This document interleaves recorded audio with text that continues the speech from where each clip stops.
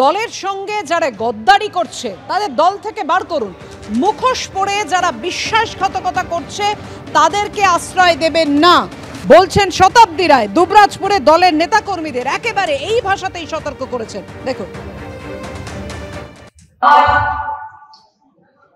দলের কাছে এবং আমাদের উপরতলার নেতাদের কাছে বিনম্রতার সঙ্গে অনুরোধ, যারা দলের থেকে দলের সঙ্গে গাদ্দারি করেছে তাদেরকে দল থেকে বার করুন।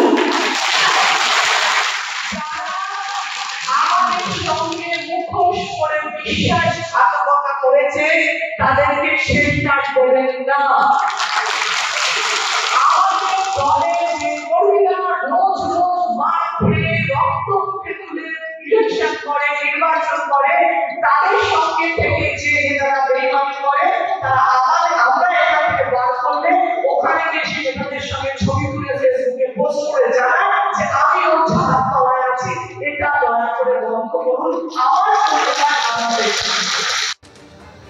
যত সময় যাবে তৃণমূলের অন্দরের ফাটল আরো চওড়া হবে।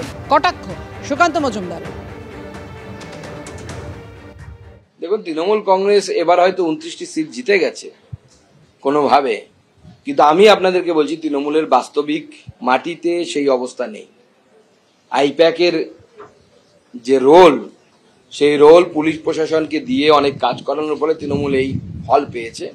কিন্তু সময় যেতে দিন, তৃণমূল কংগ্রেসের ভেতরে নিজেদের ভেতরেই এতটা ফাটল এবং সেই ফাটল এত চওড়া যে আগামী দিনে তৃণমূল কংগ্রেস দল কতটা কি যেতে পারবে বা কত দূর যেতে পারবে আমার যথেষ্ট সন্দেহ আছে। অলরেডি তো পিসি ভাইপোর মধ্যে দূরত্ব তৈরি হয়ে গেছে।